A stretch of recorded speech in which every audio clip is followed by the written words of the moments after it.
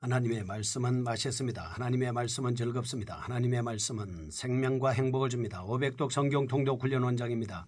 여수 살리는 교회 임기환 목사가 하나님의 말씀을 봉독하고 전하는 시간입니다. 함께 하시면 기적이 일어납니다. 알람을 설정하시고 들으시면 좋겠습니다. 본 방송은 유튜브에서 성경 통독 임기환 검색하시고 구독하시면 계속되는 하나님의 말씀 업데이트를 통해서 은혜 받으실 수 있습니다. 오늘은 시편 113편을 봉독하고 말씀을 전하겠습니다. 시편 113편 할렐루야 여호와의 종들아 찬양하라. 여호와의 이름을 찬양하라. 이제부터 영원까지 여호와의 이름을 찬송할지로다. 해 돋는 데에서부터 해 지는 데까지 여호와의 이름이 찬양을 받으시리로다. 여호와는 모든 나라보다 높으시며 그의 영광은 하늘보다 높으시도다. 여호와 우리 하나님과 같은 이가 누구리요. 높은 곳에 앉으셨으나 스스로 낮추사 천지를 살피시고 가난한 자를 먼지더미에서 일으키시며 궁핍한 자를 거름더미에서 들어세워 지도자들 곧 그의 백성의 지도자들과 함께 세우시며 또 임신하지 못하던 여자를 집에 살게 하사 자녀들을 즐겁게 하는 어머니가 되게 하시는도다. 할렐루야. 아멘. 시편 113편은 영광의 찬송입니다. 본시는 여호와를 3인칭으로 찬양하는 찬송시입니다. 시작과 끝이 할렐루야로 되어 있습니다. 그래서 할렐시라고 부르고 있습니다. 전반적으로 하나님의 높으신 이름과 그 능력에 대한 힘찬 찬송이 뚜렷이 부각되어 있습니다. 특별히 많은 찬양시들이 여호와의 통치나 속성에 대해 노래한 반면 본시는 구속의 은총을 위한 여호와의 겸손이라는 조금은 색다르고 특별한 주제를 택하고 있습니다.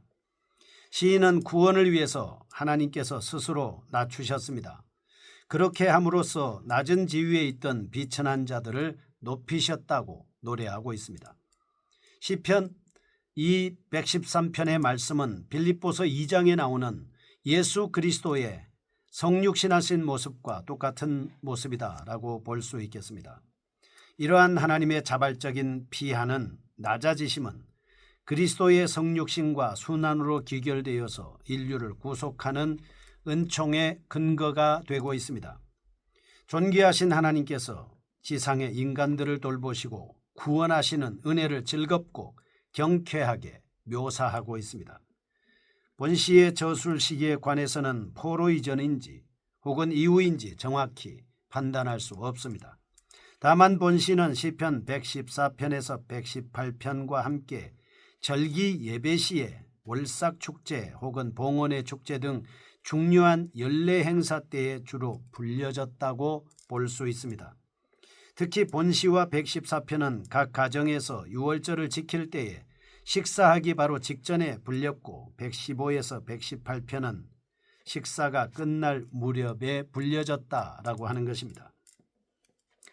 한편 시편 113편은 일반적으로 여호와의 구속의 은총을 노래한 찬양시라고 볼 수 있습니다.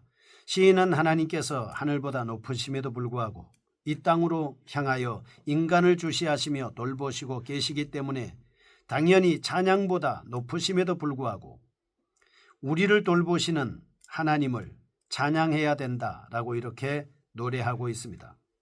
특히 시인은 여기서 여호와의 존귀와 인간의 비천함을 대조적으로 표현함으로써 하나님의 위대하심을 드러내고 있습니다.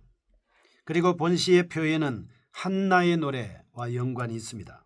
그래서 어떤 학자는 본시가 사무엘상 2장 1절에서 10절 한나의 노래와 누가복음 1장 46절에서 55절 성모 마리아의 송가를 연결해주는 시다라고 보고 있습니다.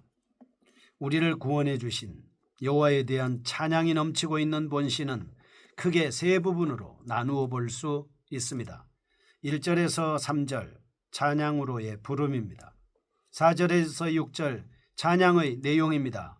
7절에서 9절 여호와의 섭리에 대한 승리의 찬양이 나타나고 있습니다. 먼저 1절에서 3절 보겠습니다. 찬양으로의 부름입니다. 1절과 2절입니다. 시인은 여호와의 종들에게 하나님을 전심으로 찬양하도록 3번씩이나 반복해서 요청하고 있습니다. 여기서 여호와의 종들에 관해서는 율법에 따라 하나님을 찬송하도록 위임받은 레위인이라고 보는 견해도 있지만 오히려 신실한 이스라엘 백성들을 가리킨다라고 하는 견해가 있습니다. 그러나 어느 쪽의 견해를 따르든지 관계없이 결국 본시가 말하는 근본적인 의도는 언약 백성들에게 하나님을 찬양하고 섬기는 삶의 태도를 요구하고 있다는 것입니다. 베드로전서 2장 9절 왕같은 제사장인 성도들은 마음과 뜻과 정성을 다하여 온전히 하나님의 영광을 높여야 하는 것입니다. 1절 보겠습니다. 할렐루야 여호와의 종들아 찬양하라 여호와의 이름을 찬양하라 아멘. 여호와의 종들인 우리는 하나님을 찬양해야 합니다.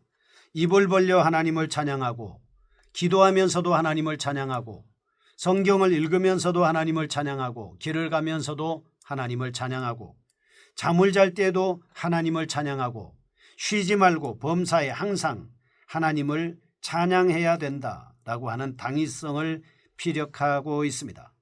시인은 이제 시공을 초월해서 하나님을 찬송할 것을 권고하고 있습니다. 여호와의 이름을 찬양하라 이렇게 말씀을 하고 있는 것이죠. 무조건 우리는 하나님을 찬송해야 합니다. 그리고 2절 이제부터 영원까지 여호와의 이름을 찬송할지로다 말씀하고 있습니다. 모든 세대들이 찬송을 할 때는 시간을 초월해야 합니다. 그리고 공간을 초월해야 합니다. 하나님을 찬양할 때는 어떤 장소에 처해든지 우리는 하나님을 찬양해야 합니다. 기쁠 때도 찬양해야 되고 슬플 때도 찬양해야 합니다. 마음이 아플 때도 찬양해야 하고 그리고 마음이 기분 좋을 때도 하나님을 찬양해야 합니다. 찬양은 어떤 형식이나 찬양은 시간이나 장소, 공간과 제한을 받지 않습니다. 그래서 바울과 실라는 빌립보 감옥에서도 하나님을 찬양할 수 있었습니다. 이런 찬양 언제까지 해야 하는 것입니까? 이제부터 영원까지 우리는 하나님을 찬양해야 합니다. 요한계시록에 보면 하늘에서 천군 천사들이 구원받은 장로들이 하나님을 찬양하고 있는 것을 볼 수 있습니다. 찬양이라고 하는 것은 하나님 앞에 구원받은 사람들이 할 수 있는 최고의 선택된 행동이다 라고 볼 수 있는 것이죠. 여러분의 입에서 찬양이 나온다면 여러분은 믿음의 사람입니다. 여러분 입에서 찬양이 나온다면 여러분은 하나님 앞에 기적을 행할 수 있는 사람입니다. 여러분의 입에서 찬양이 나온다면 여러분을 통해서 하나님은 영광을 받으십니다. 언제까지입니까? 이제부터 영원까지입니다. 이 일은 어느 시기엔가 사라질 것이 아닙니다. 온 시간을 통해서 영원히 지속될 것입니다.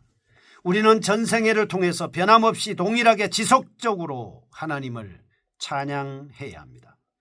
시인은 성도들의 인생이란 짧은 순례의 길을 걸어가는 전심으로 하나님을 찬양해야 한다는 사실을 분명하게 증명하고 있습니다.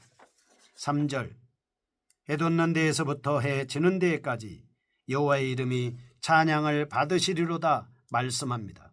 공간을 초월해서 여호와께 찬양해야 함을 선포하고 있습니다. 이 구절을 통해서 우리는 하나님께서 모든 인류의 동일한 구주임을 배울 수 있겠습니다. 만약 그분의 창조하심과 통치하심이 우주 전체의 영역에 미치지 못한다면 그분은 절대자가 아닐 것이기 때문입니다. 우리는 땅끝까지 가더라도 여호와가 살아계심을 인식하고 시간과 정성을 들여서 우리 하나님을 찬양해야 합니다. 4절에서 6절입니다. 찬양의 내용입니다. 높으신 하나님의 영광에 대한 묘사가 잘 나타나고 있습니다. 모든 인간의 권세보다 우월하십니다. 어떤 자연보다도 위대하신 하나님에 대한 묘사가 감동적으로 펼쳐지고 있습니다. 6절 스스로 낮추사 천지를 살피셨다 말씀합니다. 측량할 수 없을 만큼 존귀하신 하나님께서 한량없으신 사랑으로 자신을 낮추신 겸손을 대조적으로 말씀하고 있습니다. 4절과 5절 이스라엘이 하나님을 찬양해야 하는 첫 번째 이유는 하나님이 다른 모든 것들보다 더 위대하기 때문입니다. 여호와는 천지에 홀로 높으시며 그분과 같은 자는 아무도 없습니다. 사실 조그마한 나라 이스라엘을 위협하는 거대한 열방의 민족들도 위대하신 여호와에 비하면 아무것도 아닌 것입니다. 또한 그들의 신들은 하나님의 전능하심과 감히 비교될 수 없는 것이죠. 이러한 사실을 생각하면서 시인은 하나님만이 홀로 찬양받기에 합당하신 분임을 주장하고 있습니다. 6절, 시인은 하나님께서 자신의 위대하심을 고소하는 데 그치지 않으시고 친히 세상에 임재하셔서 자비롭게 섭리하심에 대해 찬양하고 있습니다. 하나님은 비천한 자를 긍휼히 여기시고 섬세하게 보살펴 주십니다.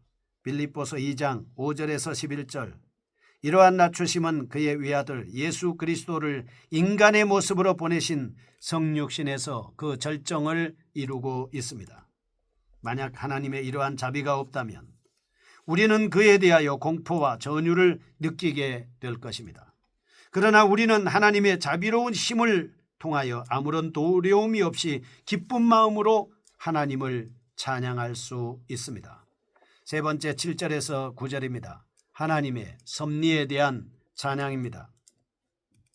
앞에서 하나님에 대한 찬양의 의무와 내용을 언급한 시인은 이제 하나님의 구체적인 행동을 통해서 더욱 분명한 찬양의 이유를 밝히고 있습니다.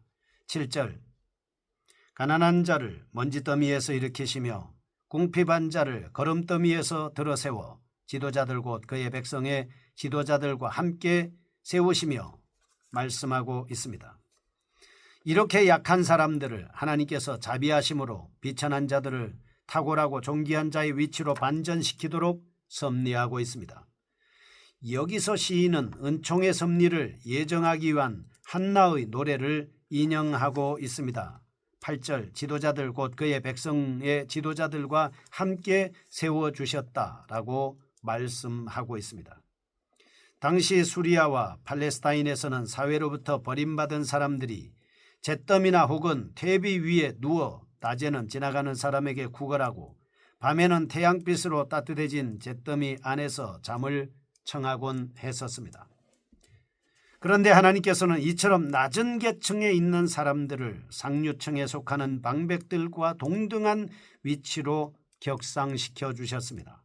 이런 사실은 그리스도를 믿는 자들이 은혜를 통해서 하나님의 유업을 상속받게 된다는 영적 의미를 상기시켜주고 있습니다. 또한 9절, 또 임신하지 못하던 여자를 집에 살게 하사 자녀들을 즐겁게 하는 어미가 되게 하시는도다. 할렐루야. 여호와께서 잉태하지 못하는 여인에게 자녀를 주신다고 말씀했습니다. 이스라엘 역사를 통해서 보면 이러한 하나님의 복을 받은 여인들은 사라, 라헬, 한나 등입니다. 특히 본달락은 하나님께서 자식이 없이 고통과 비난을 받는 한나에게 어머니가 되는 복을 통해 그를 존귀케 만들어 주셨음을 염두에 두고 있습니다. 한나는 사무엘을 잉태함으로 슬픔과 비난을 이겨내고 찬양을 회복하게 된 것입니다. 이상에서 우리는 하나님께서 고난받는 사람들의 상황을 섭리적으로 역전시키셔서 영광과 존귀를 소유하도록 인도하시는 자비로우신 분임을 알 수 있습니다. 하나님께서는 연약한 자를 자상하게 보살피시는 분입니다. 찬양받으시기에 합당하신 분입니다. 그러므로 하나님으로부터 영원한 구원을 보장받은 우리는 하나님께 영광과 존귀와 찬양을 온전히 돌려야 하는 것입니다. 우리는 여기서 마지막 결론을 얻을 수 있습니다. 2절과 3절, 하나님은 시공간을 초월해서 찬양을 받으셔야 하는 분이십니다. 위대하신 능력을 소유했음에도 불구하고 6절, 인간을 위해서 자신을 친히 낮추시는 겸손한 분이십니다. 9절, 하나님께서는 자신을 의뢰하는 사람을 그냥 내버려 두지 않습니다. 궁극적으로 존귀하게 높이십니다. 그러므로 우리는 여호와를 찬양하라는 명령을 지상과제로 삼고 끊임없이 여호와를 찬양해야 하겠습니다. 끊임없이 하나님을 찬양하는 저희가 되게 하여 주옵소서. 예수님의 이름으로 기도합니다. 아멘. 여수 살리는 교회 임기환 목사였습니다. 지금 극동방송을 듣게 하세요. 기적이 일어납니다. 우리는 지금 생명을 전하고 있습니다.